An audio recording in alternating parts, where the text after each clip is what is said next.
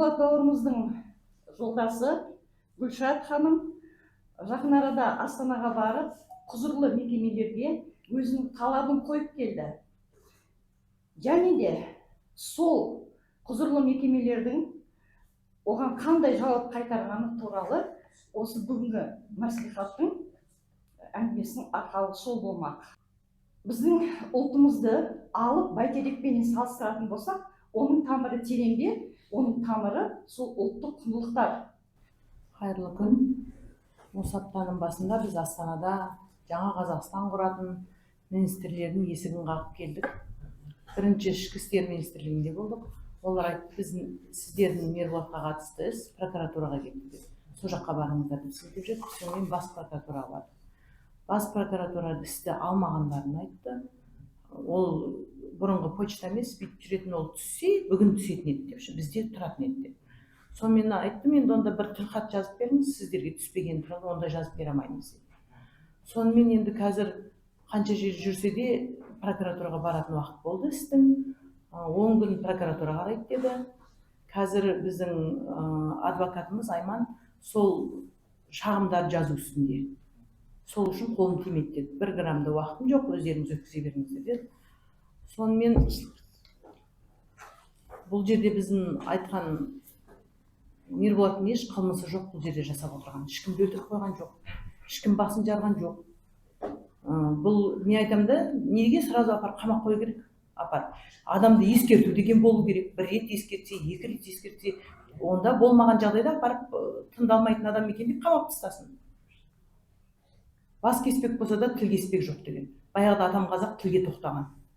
Білмеймін, бұл жердегі тіл көтеру, ол әрбір қазақтың азаматының міндеті деп ойлаймын. Тіл болмаса ел болмайды.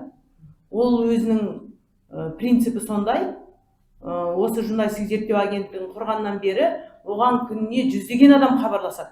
Осындай әділетсіздік көмектесесіз ба деп. Ол қолынан барынша келгенше бәріне көмектесуге тырысады. Мүгедектігін аламай жүрген адам, осы баспана тұрғылықты орны жоқ адам, түрмеге барып мүгедек болып шыққан адамдар, түрмедегі қылмыстарды айтқан адамдар келіп, сонау Шымкенттен келіп, басқа адам жоқ дейді, айтсаң интервью алатын дейді. Сіз мені ала аласыз ба деп келіп, Алматыдан келіп интервью береді. Сондай ащы да болса шындықты айтып жүрген адам, оның мына жерде ешқандай істеп қойған қылмысы жоқ, оның аузын жаптыру деп ойлаймын. Осы бап қазақтың маңдайына, сорына біткен бап деп ойлаймын, осы 174-ті. Қай жағынан болсын осы баппен іліп, қармақтарына ұстап отыратын. Сол оның істеп қойған ешқандай қылмысы жоқ. Тілін, елін, жерін сүйген адам ол қылмыскер емес. Бостандық сұраймын. Оның орны біздің қатарымызда жүріп, елін, жерін жырлайтын адам ол. Бостандық берсін, талап етемін. Орыс тілі тең қолданылады дейді. Ал олар қазақша сөйлемесе, оны талап етсең, үстіп қылмыстық жауапкершілікке тартады екен. Енді әрбірден кейін ол кісінің жазған, Мирболаттың үстінен жазған шағымы да жоқ, шағымы да жоқ, ешқандай дәлелсіз қамап отыр. Біз осы қоғам белсенділері және желтоқсандықтардың атынан, журналистердің атынан Мирболатқа бостандық беруін талап етеміз. Енді журналист дегендей, осы әділет үшін мына журналист Айгерім Тілеужан қамалып отыр. Думан Мұхаммедкәрім журналист қамалып отыр. Осылардың бәрі әділетті айтқан үшін. Қазақстанның өзіміздің ата заңымызда жазылған. Кез келген адам өзінің ойын ашық билікке ашық айтуға, наразылық шарасын жасауға, пикеттер мен митингілерге шығуға құқығы бар деген. Бізге ешқандай рұқсат жоқ, құқығымыз тапталып жатыр. Біз демократиялық мемлекетте өмір сүріп жатпаған сияқтымыз. Бұны шығару керек. Қамап ұстауда оны жоюдың керегі жоқ, ондай азаматтар. Шығарып алу керек. Ешқандай ескертусіз, күллі жаңағы айтып отырмын ғой, желтоқсан егемендік алып келген желтоқсандық азаматтардың барлығы мына жерде тұр. Ол барлығы келе алмайды, бірақ жаңағы желтоқсандықтар күллі барлығы бас бостандығын сұрап отыр. Отбасы шарасын өзгерту туралы. ол шықсын деп. Сол міне бұның барлығын нетіп отырған осы жергілікті жаңа айтып отырсыздар, генеральный прокуратура білмейді, то есть МВД білмейді деп жатсыздар, министерство. Ол өйткені мына жерде міне бұлар жазып отыр мына жерде желтоқсанда. Міне атап айтсақ мына жерде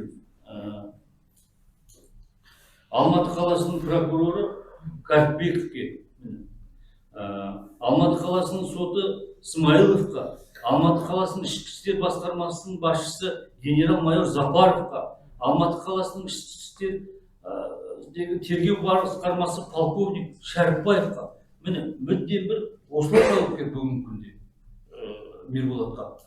Осының ақ-қарасын ажырататын бүгінгі күнде осы кісілер.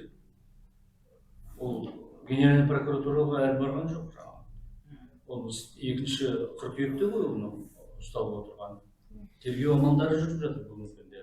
Бүгін қоғам белсендісі журналистік жөнтігінің төрағасы Мирболат Мырзатайұлы Бейшіновтің кінәсіз қамалып отырғанына 1 ай болды. Қазақтың тілі үшін күресіп жүрген азаматты 174 баппен ұлт араздығын қоздырды деген айып тағылып жазықсыздан қамап отыр. Зардап шегушінің жазған Мирболаттың үстінен арыз шағымы да жоқ. Сондықтан біз бүгін бір топ желтоқсаншылар, қоғам белсенділері, Мирболаттың туған туысқандары осы жерде жиналған. Баспасөз мәслихатын өткізіп, Қазақстан Республикасының президентінен, жоғарғы соттан, прокуратурадан, тағы да басқа құқық қорғау органдарынан әділет сұрап Мирболатқа бостандық беруін талап етеміз. Мирболатқа бостандық! Мирболатқа бостандық! Мирболатқа бостандық! Мирболатқа бостандық! Мирболатқа бостандық!